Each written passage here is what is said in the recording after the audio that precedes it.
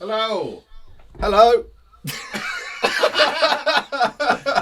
Hello. Buongiorno. How you doing? How you doing in Britain? Let me start again. That was good. Just took me by surprise. It was hello. Okay. Sorry, that was good. Well, you told us to be more upbeat. I know. We've been sounding quite I depressed should have seen recently. it coming. Hello and welcome to the Save the Chat podcast with me, Michael Coburn. I'm joined by my co-hosts from across the pond in LA, Michael Boccolini and Steve Hodgetts. How are you guys this morning? Very good. Excellent. Absolutely excellent. Very, very good. Nice one. I've just realised I did promise that we would do another ridiculous film synopsis game, and I've totally forgotten to prepare that for you. We can get Megan to prepare one in the meantime. Oh, that would be amazing if she Okay. could find three, and then I guess. Oh no, we all guess. That's even better. Yeah, we all guess. Yeah, she's on it. Good stuff. Just to let the listener know, there will be spoilers. So if you don't want to know anything about Triangle of Sadness, then stop listening now. We try not to give too much away, but obviously there will be spoilers. So that's a warning for you. If you want to skip straight to the review and cut the hilarious intro waffle, then skip to minute 24. Thank you. Any news? Your feature? Any news on that? Well, we just shot Marco Pierre White, Oh. and first day on set, I told the director, just be yourself, because everyone was a little bit scared and a little bit, but I just went, look, man, just be yourself. He loves when people are authentic. And then he was like, okay. And then he went up to him and was like, hello, mate. And Marco just went, how dare you? I am not your mate. Where did you go to school? Blah, blah, blah, blah, blah.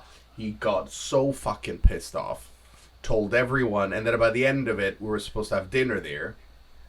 And he was just annoyed in general. I don't want you guys to eat there. And it's the middle of nowhere. So we had the whole crew outside hungry. Wow. Yeah, he was furious. And then we gave him a call from here. Because, me and Steve have a good relationship with him and his agent. We've been talking to them for ages. And we were the one who paid them a lot of money. So I'm trying to tread carefully here. I'm trying to picture Marco looking at me as I'm saying this, so it's still okay. But I think until now it's fine. And then we had a chat with him and said, what's going on? And he's like, hello, darling. That's really no problem at all. Yeah, I'll let them in. And he is an absolute...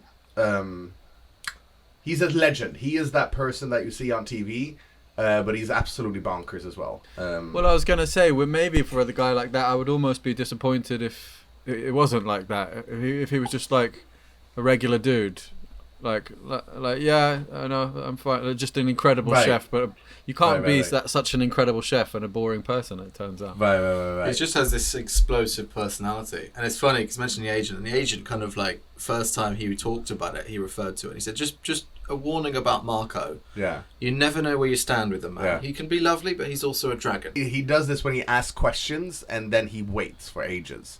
So, do you know what I like to do, Michael? I was like, no, what's that? Silence. I like to I like to provoke. I was like, sure. Yeah.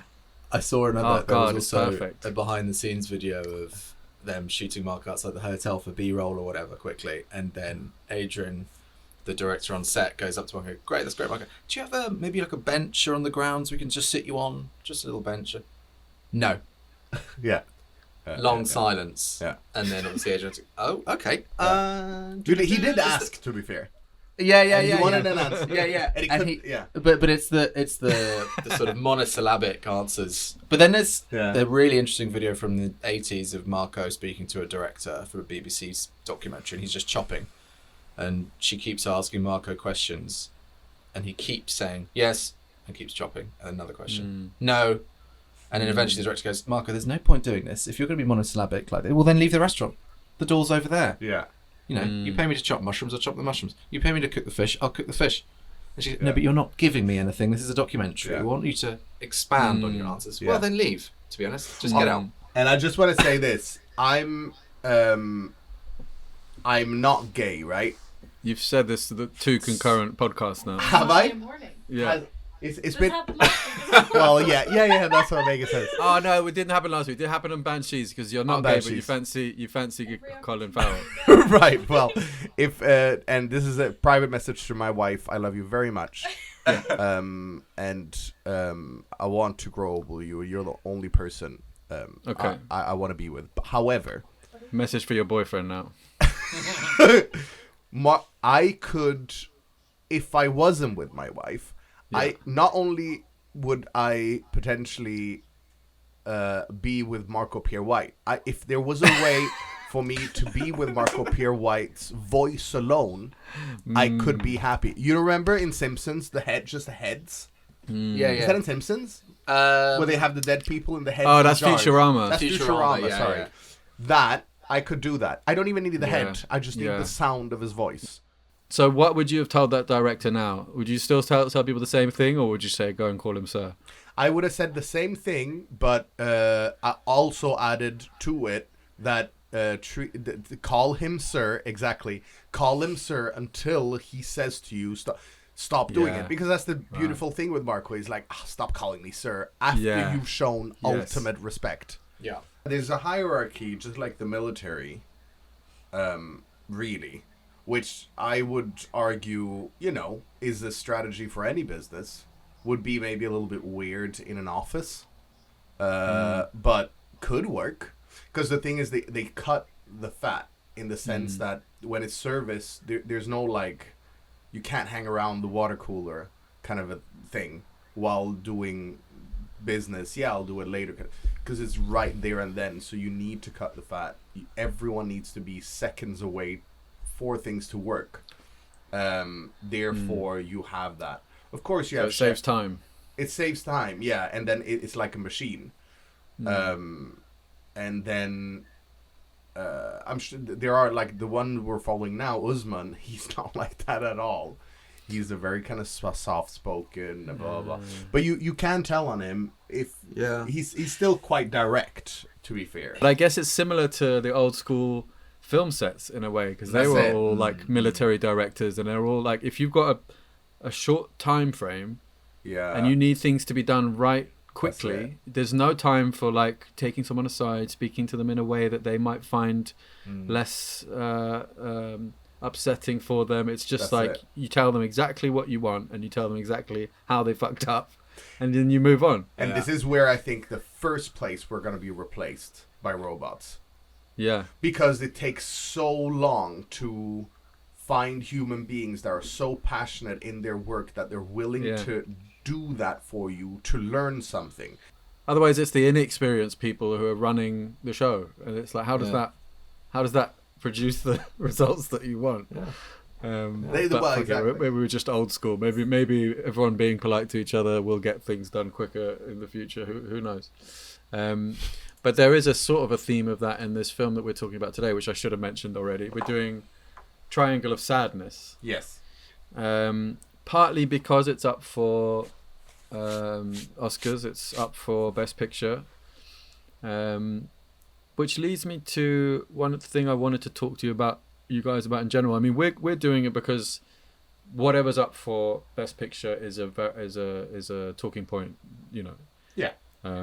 But do you guys? How much stock do you guys put in the Oscars? Is it something that you will watch? Yeah, it's just like Michelin. I think, of course, there's some politics there, but it should be decent. Decent and up. Well, I always think generally with Oscar movies, I think as far as art is concerned, if you were to put film in the bracket of art, they're probably well and truly within the art bracket, right? Because I think that there's, generally speaking, a message or social commentary amidst all the beautiful performances and cinematography and direction and set design and whatever else. But I think they have to be meaningful in some way and sort of transcend your general thriller with Liam Neeson on a plane, shooting people in the face. Yes. I think there's something meaningful to them in general as a sort of, separation from your regular crash bang movies.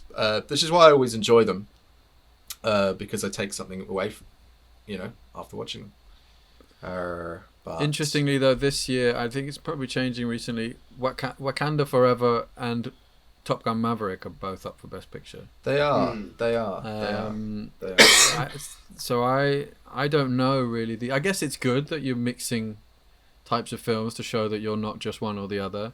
I haven't actually watched in a while because I got a little bit...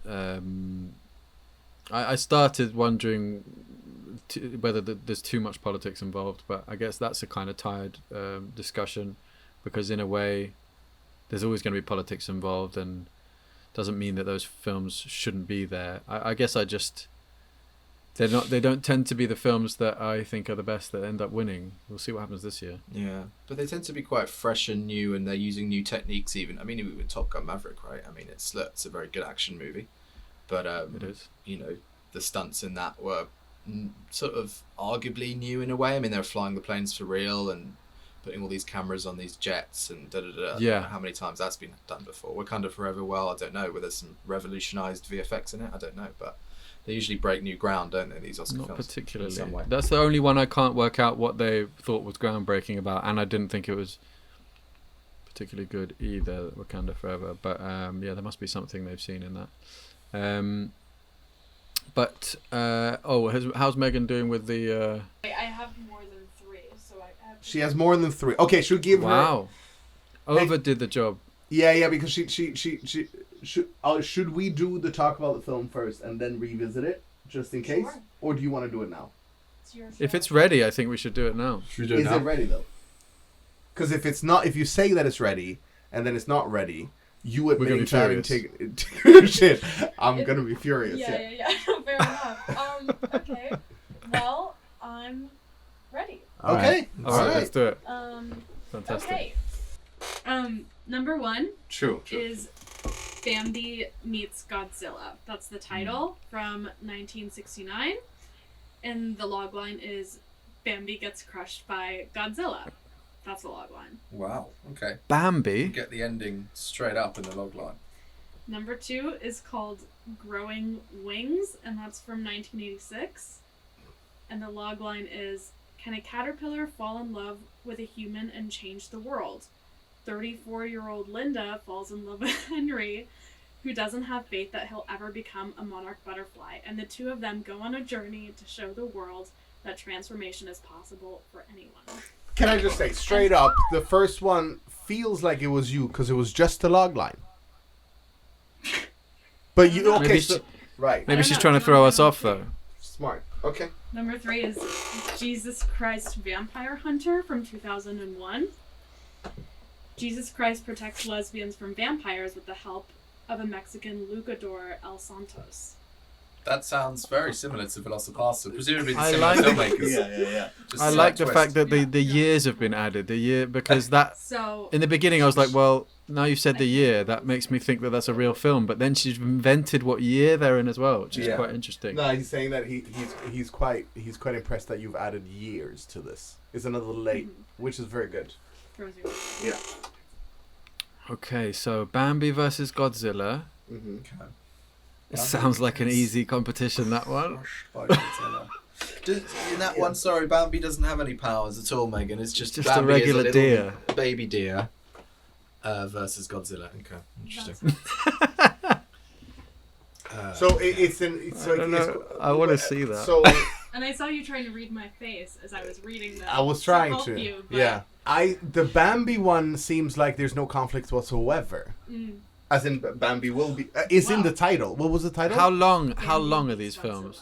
Okay. Because it feels like Bambi versus Godzilla would be a 5-minute. Oh, how long? These are feature films, Megan? Yeah. They're all featured. All feature films. The Bambi versus Godzilla, I have to say, I Just just Godzilla don't think beating that the far. absolute I've got a shit good out of feeling Bambi that for 2 is the hours. fake one, because as there are no certain powers attributed to baby Bambi, I just feel like you say, Michael, there's zero conflict. That's it. But then Yeah. I see her face as we say that, and she seems happy. Yeah. And she's always happy when we Well, fail. True. So now it's a toss-up. Well, Could maybe it it's be a that David and Goliath situation. Bambi but- perhaps has recruited forest friends. That's the only way I can Yes. think of. Or Baby it's has just reco- incredibly agile and falls at a big tree and the tree falls on Godzilla. You know, it could be a plethora of things. True. Next one was the caterpillar.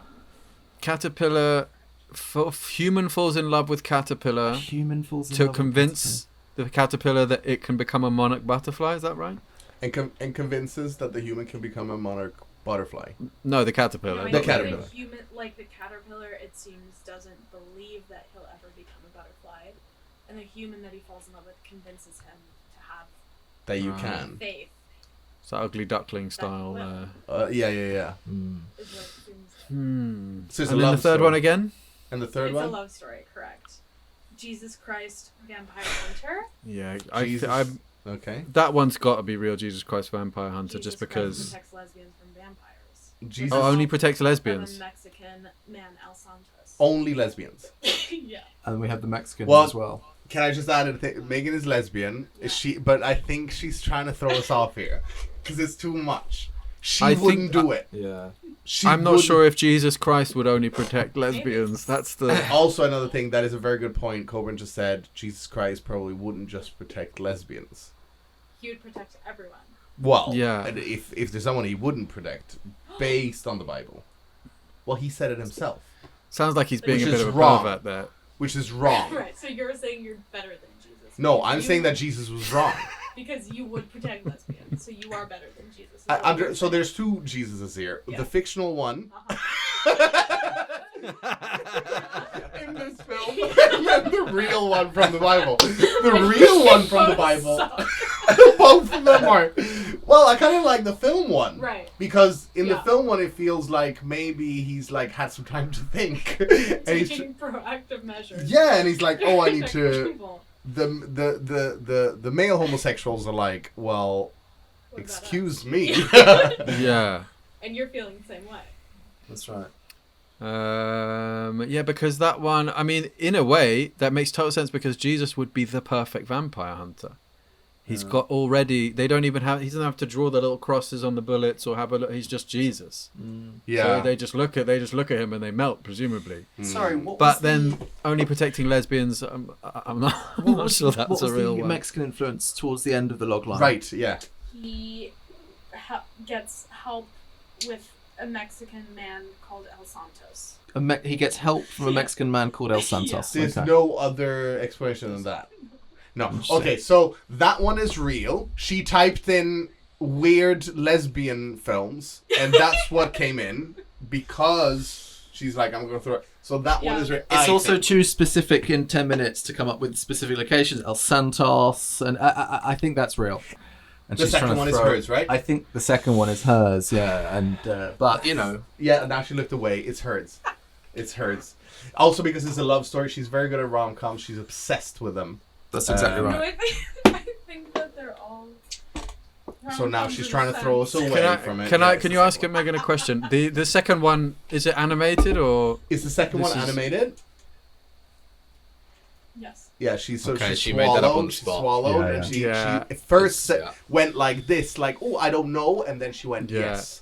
So, Very suspicious. I'm gonna And go the first one's presumably animated. And the first first one one animated? is Bambi versus Godzilla. Bambi and Godzilla. That was Bambi, yeah. and that's animated. that's also animated. Oh, Yeah, that was very quick. immediately you she see. nodded, That response, and she was immediate. as if she was reading off of something. But maybe she's very good at this game and she's deliberately tricking us, like I did last week. You got to deliberately trick in True. this game. But why? I the which first one would you guys like to see Yeah. most, first of all, before we decide which one is the fake one? Which Well, one I want to see grabs Bambi you? versus Godzilla. No question. I just want to see Yeah. that fight play out. So do I. in real time. So do I. Can you More read than the logline anything. again of Bambi? It's quite simple, isn't it? Bambi gets crushed by Godzilla. That's it. Like, That's it. But it gives it away. If I see a film, Bambi Well, it was versus obvious. Godzilla, I wanna know. maybe there's a It's- 2/3 like twist, like 3/4 mark twist, Yeah. where Bambi gets Bambi gets crushed. crushed, and then at the 3/4 mark, Bambi picks himself or herself. I don't know. Up. Wait, not my only God. did we not get a synopsis for the first one, it's the 3-word logline. 5-word. Bambi gets crushed by Godzilla. That's it? Yeah. Yeah. I would still see it, though. I would still watch it. Real. I would still I'm watch starting it. to believe that's real. Yeah. So Yeah, I think I'm so. gonna go with you guys that the second one is the made Second up one, I yeah. think the second one. because Yeah. there's lots like vampires and lesbians already have a lot of crossover films. Hmm. So that's fits. Even though the lesbians seem tacked on, there's a reason. There's lots of like B-movie horrors where lesbians are somehow involved. You're right. So Vampires and Jesus- lesbians do go hand in hand. What does Yeah. El Santos? Can we get some bit more information on El Santos? Is there any more information on El Santos? No. Nothing. No. Okay, more interesting. information. So if it was, So Jesus needed help. He wasn't enough on his own to defeat these vampires. That's He a needed very the good help of point. El Santos. That's so right. Jesus wasn't enough. He needed help. From his disciples in I Mexico. don't know. I'm not a Christian, so. It's like a I sort of wouldn't Sancho feel Panza bad. character. Yeah. To go along with him. Yeah. Okay. Like Jesus did it on his own, but he could have never done it on Without without some Sancho's help. like his hype Yeah. man, maybe. He's just like, go Jesus, good Right, job. right, Just save those lesbians. It sounds like a yeah, Latino that wrote it as well. doesn't it? Potentially Okay. called El Yeah, Santos. diversity. All right, let's call it. What are you guys both going for the second one being, I'm still being on- the made up one? The second one is the made up one, the caterpillar one, yeah. I'm on the second one, yeah, because it's quite deep and it's quite good and it's a bit crazy. Yeah. Okay, well just for change, just for a bit of diversity stake, then I'll go for the first one being because if I still don't understand how that film would work. just very short film Like of many of Bambi, those films in Bambi that genre, standing though. up to Godzilla and Yeah. just getting absolutely cleaned for 2 hours till he's just a pulpy mess. Okay, so let's say I'll go for one is the fake one and you guys go for two is the fake one. All right, Sure. Let's have the answers. So Colburn is gonna switch it up a little bit. He's gonna go for the first one, First one fake. and me and Steve are gonna. Are you still the second one? I'm tempted to go first, but I'm still going to stick with second. Yeah, I'm sticking with second. Okay, the second one was real, but I'm very honored Wow. that Shit. you. Wow. The second one I think you're right, was Kevin. real. I wrote it, and I'm Can- very can honored I for just- you saying that I wrote it because it was nice. That's fine. If it is the first one, and number 2 and 3 had synopsis, but for the first didn't, because you wrote it, I'm gonna be No. furious. No, I wrote the second one. That's what I was saying. Oh, You that's did the write fake the one. second Yeah. Oh, that is That's the what I fake one. said. Oh, There you great. go. Yeah. Oh, it's the Right. fake one. It's not The real. caterpillar Okay. is the fake. Yeah. There we go. I'm very honored that you picked that one because the log line was well written. Sorry, it was And then I confusing pissed because you myself made it off. about yourself straight away rather than saying alright, if well, it was good or bad. You asked But me that was- what I write, Yeah, and I no, said but I that's wrote the good. second So Bambi versus clap. Godzilla. Good is writing very skills, good. by the Next way. time I'll do a That's why you're shit here. log line. No, don't do that.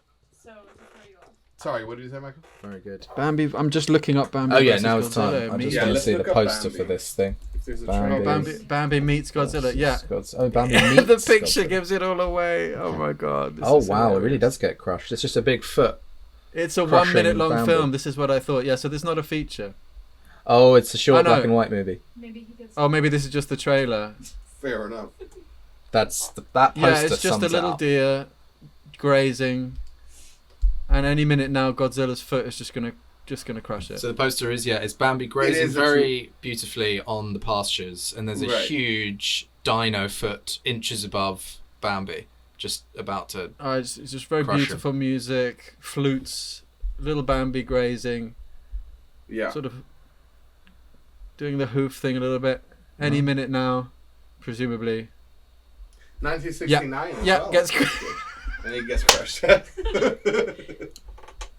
Yeah, and he gets crushed. Yeah. It's like the Monty Python. It's the classic Monty Python ending. Well, it's got an IMDb rating as well. Just crushed. 6.9 out of 10. Decent. Just absolutely crushed. Wow. Okay. Marv Oh, knew it. okay. Amazing. Truly a masterpiece. One of the Google reviews of Really? Bambi meets Godzilla. Yeah, But that is it a very changed short. my life. that's, They said. Wow. Yeah. it's a 1 minute. Nicole film. Okay. Arizaga. Thank you. He updated. All right. one, so- Well done, guys. Yeah, well, you yeah. got that right. Thank you. Well, And now we can safely go into our main yes. feature, do the details. Although, to be honest, this is one where I don't know many of the people, so I'm not going to do a huge, they were in this and that. But it's written, Triangle of Sadness was written and directed by Ruben Östlund. Yeah. Main cast: Harris Dickinson, Charles B. Dean, and Dolly De Leon. Yeah. Star in the Philippines, might I add. Dolly De Leon. Yeah. Yeah. It has won Palme d'Or Yeah. at Cannes. Also European Film Awards, Best Film, Best Director, Best Screenwriter, Best Actor for Zlatko Buric. Yeah. Who I think is the large Russian guy. Is that right? Yeah. Correct. She He was in the Pusher films. The Danish films. I recognised him. Yeah. That Mads Mikkelsen got famous for. So, and it's up for Best Picture at the Oscars. So it in a way it's very similar to two other films that we've reviewed in terms of Glass Onion and the Menu is not an official review, but we did actually do that. We messed up the sound, but we did actually review that. So there's a theme going on at the moment of sort of rich people getting their just desserts kind of thing. I was kind of confused by this film. I'm still not quite sure what to make of it. So let me start just by asking you guys what your thoughts are. I really liked it, I have to say, and I'll preface that by saying that I rarely watch a Swedish film and don't enjoy it. There's something beautiful. It's quite slow paced. The dryness of the humour just gets me belly laughing, even though it's so subtle. I mean, this film has a lot of time at the beginning, arguably throughout most of it. Not a lot is really happening, but there are just beautiful character moments and hilarious moments that just kept me going through the whole thing. If anything, the last half an hour I was like, all right, cool, I get it, maybe we can start wrapping it up now. But I thought the premise was interesting. I thought that the old guy, what's his name, the Russian dude, was fucking hilarious. Zlatko Buric. Yeah, I rarely belly laugh in movies actually, but I was laughing a hell of a lot in this. And they seem to just combine beautiful filmmaking, cinematography with fucking hilarious jokes. And I wasn't particularly satisfied with the ending, but it was an enjoyable ride throughout. It was quite long. Wasn't it 2 hours 20 minutes or something? Yeah. But anything by a Swedish filmmaker, I rub my hands together. I'm like, I'm in for a treat, and I always get treated well every single time. It reminded me a lot of Thomas Alfredson, the guy who did Tors på Tallinn and Four Shades of Brown, the Swedish director. Yeah. I just find their humour brilliant. That's so interesting. really I'm not sure I know too much about Swedish filmmaking. Maybe I should check out more. Force Majeure, he did as well. Ruben Östlund. Yeah. Well, he also did The Square. Yeah. So I don't know if you guys have seen that. Yeah. I haven't. Yeah. That's good. Slightly weirder than this one, I thought. Yes. It's more forgettable. Still the same themes, which is like a dig at really rich people, and but so funny though. Square is funny. It's it's kind of like a send up of any kind of taking yourself too seriously, isn't it? Yes. Seems like that's his. Or he has apparently said that all his films are about people trying not to lose faith. Right. And so this is the only one I can go by, but I see what he means in this one. It's all very much keeping up appearances of you when you are this status, you have to live as this status. Everyone's kind of a bit of a caricature, but having not seen any of his other films, I don't know if that rings true in terms of The Square and things like that. Well, Force Majeure, I can tell you the premise, which is Will Ferrell and Julia Dreyfus, I don't know who directed and wrote it, they try to remake it and kind of failed because the original is just 10 times better. But the premise of that is a family are in the mountains. An avalanche is like coming down the mountain, and the dad just runs to save himself. Then the avalanche kind of stops, and then he has to face his wife and family. afterwards and kind of go, I've seen the "I ran." trailer. Yeah.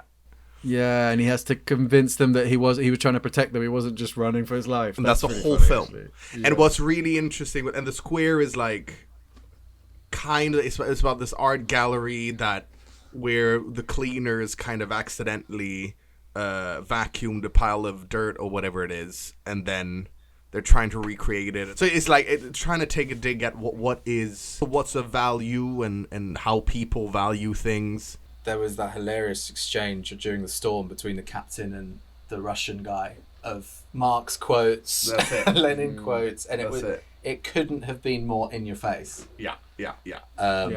Not only was the plot shouting about it, and then obviously the toilet manager at the end becomes the leader, you know, kind of Lord of the Flies style when they're all on the island. The reverse of Well, gender roles. And Uslan clearly likes the whole like status changing vibe, because I mean, the force majeure sounds like, you know, you come crawling back, right? It's always about men, a lot about men that I wouldn't call it weak men, but men that are like doubting themselves and against the stereotype.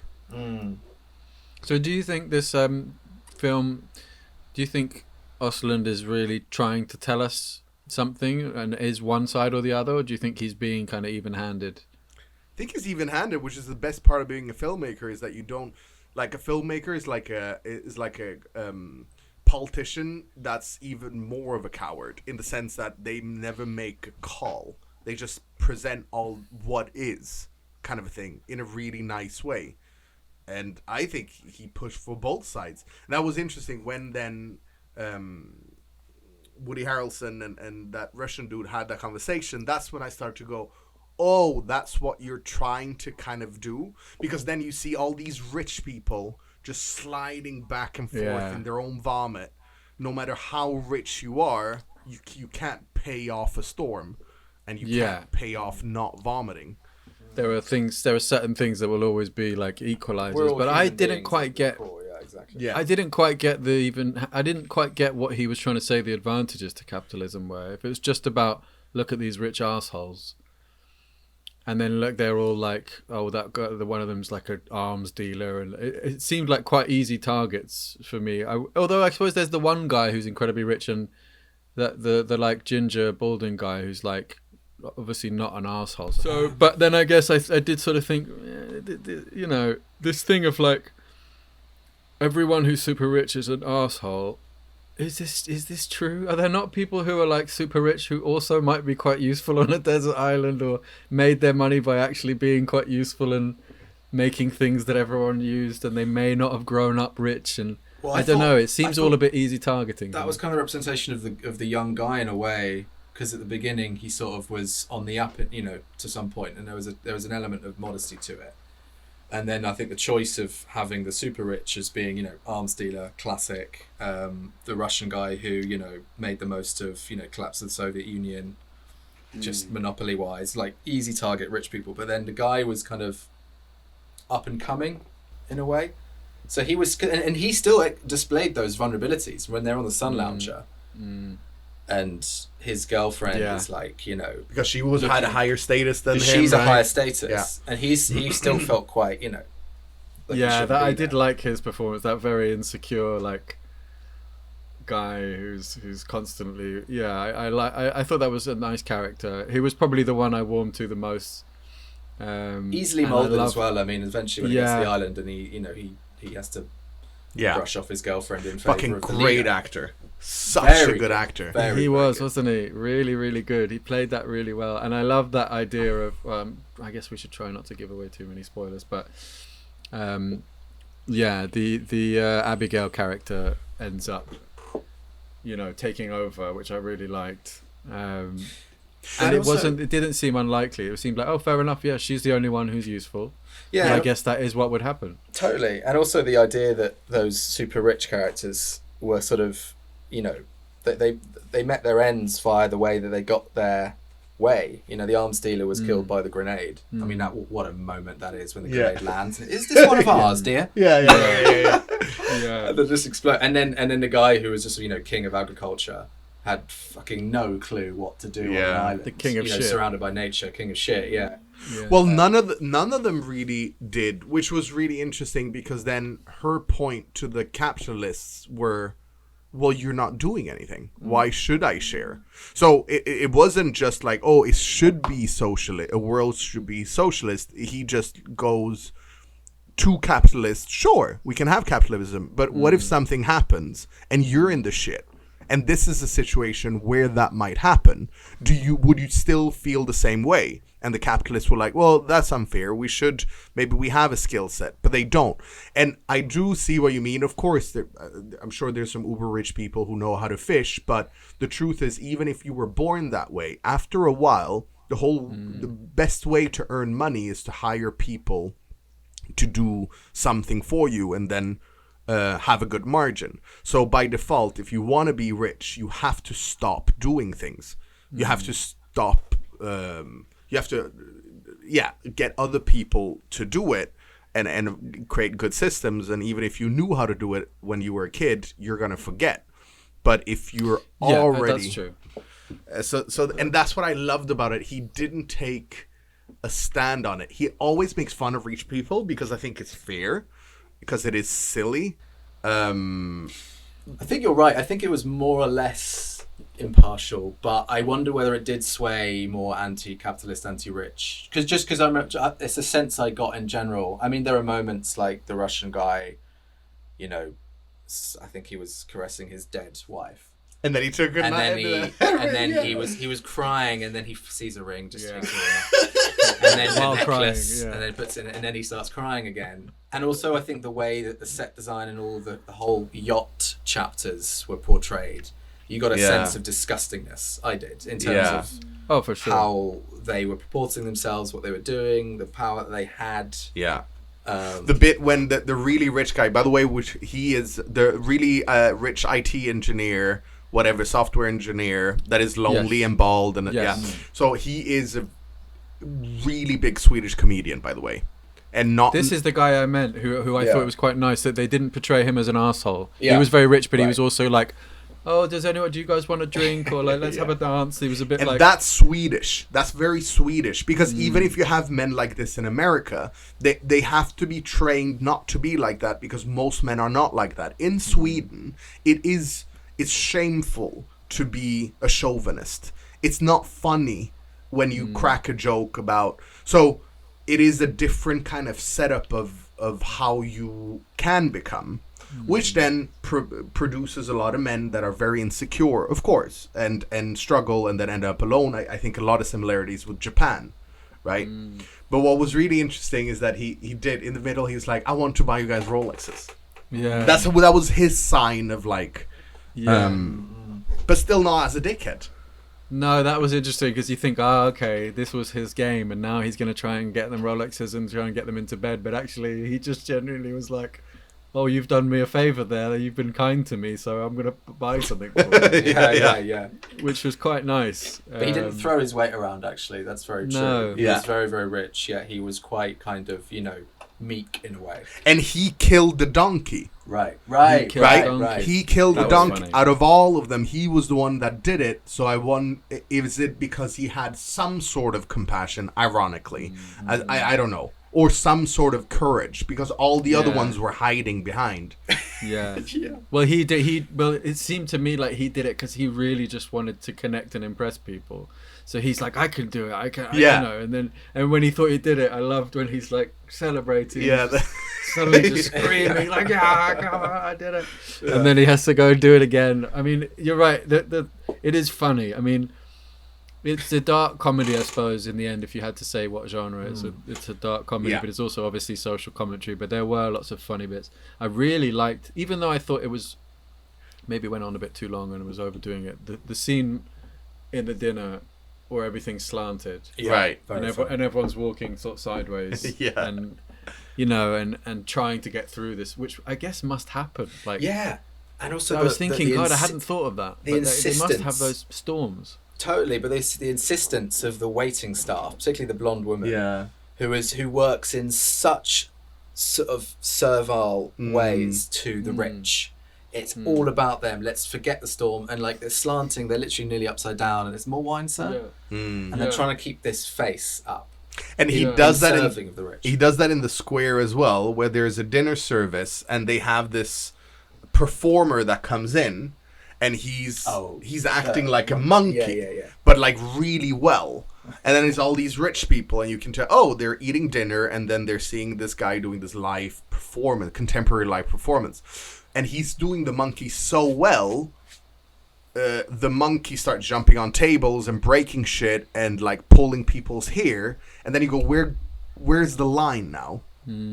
Right? Where's the line of contemporary art and I paid you, and what am I paying you for? And what can I control and what can I not control? And that's the favorite thing to me, is that no matter how rich you are, you still have to take a shit. You still will get seasick.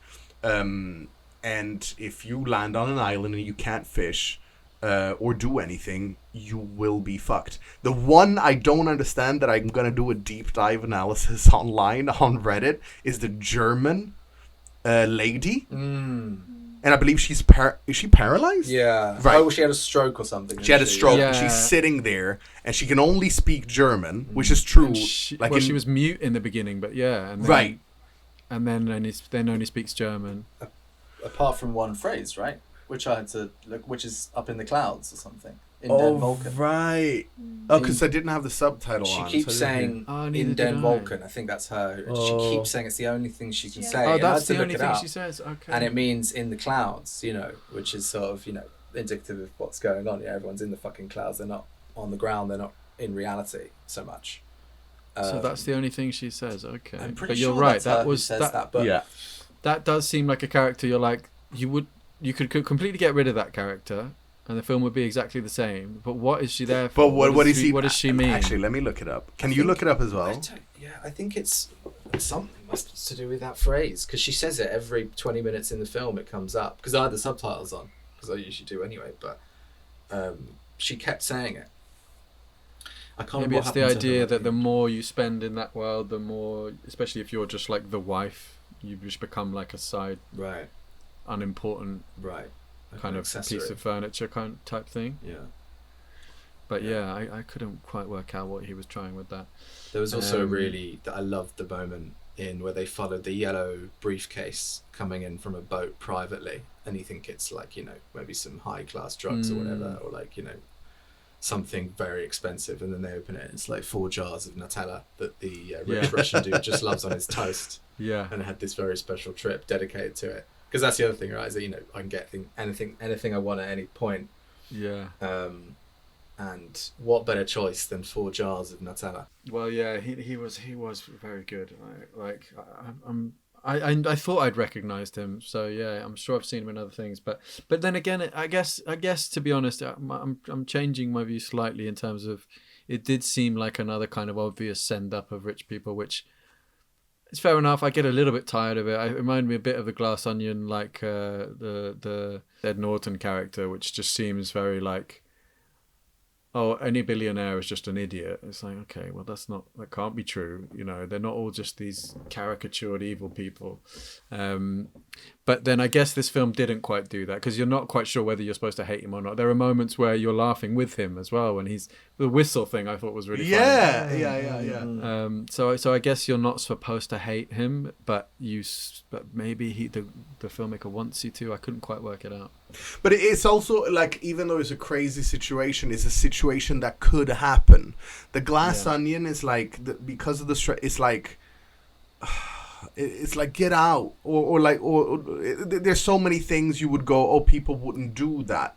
But I could totally believe that I would argue anyone, rich or not, you fucking try and kill a donkey or fish in the ocean on an island with your bare hands. Like, that's very difficult. And the fact that only one person that could do that, and which is maybe a little bit stereotypical and racist, that all Filipinos can just jump into the ocean and do it. Catch an octopus. Yeah, but in Italy, I can't do it, but my uncle, he used to fucking jump in the sea and get octopuses, put them in his Really? Yeah. And then we would eat them. And he got rich, but he could still do it as he got older. Wow. Sort of makes watching up movies sort of makes me want to do a little bit of training. I feel like I've watched. This is a funny like scenario I go through quite often because I've watched a lot of things with that scenario, and I like to think that I've watched enough now that I would know how to fish with a spear, build a fire, find some water, find some food. Whether that's true or not, I hope I never find out. Yeah. But yeah, it's a kind of weird fantasy. How do you reckon you guys would deal in that kind of situation? Well, it depends on who's around, right? Because that's another thing as well. Like, if they kind of say you're not, like, born an alpha male or woman, because that's clear now, right? But it's in relation to the circle you're in. So, depending on who you're with, that determines who is the alpha male or female. Yes. So I guess also slightly on your physical characteristics as well, because even if you were like 5'2" and very skinny, it doesn't matter how much you want to be the alpha male, it's not going to work out. True, but then would you just sit and die, or would you have? Let's say you're alone and you're the shittiest piece of shit in the world. You would at least give it a go. But if someone is next to you and they can do it better, then automatically, then it becomes a hierarchy. Is it human that if you're by yourself, you would just, and your inability to do things based on skill sets, would that result to apathy until death? As in you just like fucking sit there until you die? Or would you at least give it a go, even if you're eating rocks and then you die from it? Or bark or whatever. So I think. Do you think you would? Do you think you would do well? I would probably be the guy that ate like a poisonous plant. Yeah, I would try. Yeah, got hungry and ate something raw. I'm good at fishing, but I need the rod. You know. Right. Okay. Yeah. What about you, Steve? Yeah, I think that's a great point, isn't it? I mean, it totally depends, because usually there's an alpha individual who rises up, right? Whether that's dependent on skill set or just the first person who goes, do you know what, I'm taking control of the situation in a natural way. I don't know. I'd probably die very swiftly by trying to catch a fish and cutting myself and then bleeding to death. It would be something like that on day 2. I think. Because I think my desire to catch a fish would be extraordinarily strong. Yeah. And I would do my very, very best to catch one, but I would probably die or get eaten in the process. I think that's spot on. This is the funny thing. Like, I've watched a lot. I'm not really into reality TV, but I watched a lot of Survivor. And I fucking love Survivor. If you guys haven't watched it, you really should. Yeah. It's amazing, because it does really reduce everyone to their usefulness. Yeah. Well, or also their ability to socialize. That's the real dichotomy in that show, because you can win just by getting people on your side, even if you're not that useful. Right. But you're more likely to stay in if you're useful, because people want you to be able to catch things for them, to build things for them, to make the fires, to do the challenge as well. But it's not always the person you think who wins in the end. But if you've got to be so careful. If you cut yourself once, you've basically got to leave the show. If you cut yourself badly, if you sprain an ankle, it's such a it really does reduce everyone to their bare bones. Yeah. I fucking love that show. It sort of puts our modern day skill sets down the shitter, doesn't it? Yeah, because it reduces us to our very core human skills of using our hands and our brain, rather than corporate skill sets being I can read a contract and know what to do with it, or I can sell a product or whatever it might be. Useless on a desert island. Because it's abundance as well. No matter what he's saying, whether he sways towards socialism or capitalism or either, he's certainly saying also that, well, no matter how much you have, you will die if you cannot learn how. Because they've been there for quite a while after that. So that means that if you have the skill set of catching fish and octopus, you will survive. Well, the meaninglessness of cash. Right. And what does it really mean in the grand scheme of things as human beings on this earth? Well, answer to that is fuck all. Because if you can't catch a fish, you're dead meat. Yeah. But you've got to have something to offer, because that's why it's interesting with the kind of pretty boy English guy, that he ends up, all he can offer in the end is the fact that the woman who can fish fancies him. Yeah. And then he ends up being this little like Red toy boy. boy thing, which is, I mean, she is just great. That character is great. Yeah. I'm not sure I've seen a character like that in many other things. Probably the most human, with all its flaws. Because one could argue that and he made it a woman as well, which is really interesting, because you might argue, would a woman automatically go to exploit someone for sexual reasons, right? Because that's maybe a male thought. Maybe, but who knows? But that was the whole point, right? That he reverses stereotypes. But yeah. But she doesn't. It's a weird one. I guess if the roles were reversed, you'd probably judge a guy more harshly for doing that. But I didn't really find myself judging her for doing that. I felt like, oh, interesting. Yeah, she's just kind of going, well, I'm providing all this stuff for you. I've got to get something back. Why not? You know, toot on the whistle, come sort me out. And then he's like, should I break up with Yaya? He's like, I'm not going to, if you want to, but I'm not going to make you do it. But then in the end, you wonder, maybe he's happier in that relationship. He's kind of like, should we go public with this? Because because he wants to eat. He felt insecure with the also young, that, hot woman. True. He was totally insecure and didn't know what he was doing. And then with her, he's suddenly like, I quite like being looked after.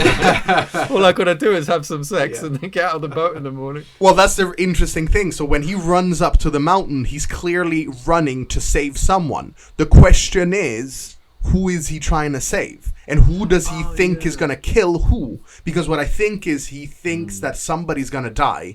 That's because I didn't even get it until I'm up on the mountain. As soon as they're up on the mountain, I go, oh shit, she's trying to kill the older Filipino lady.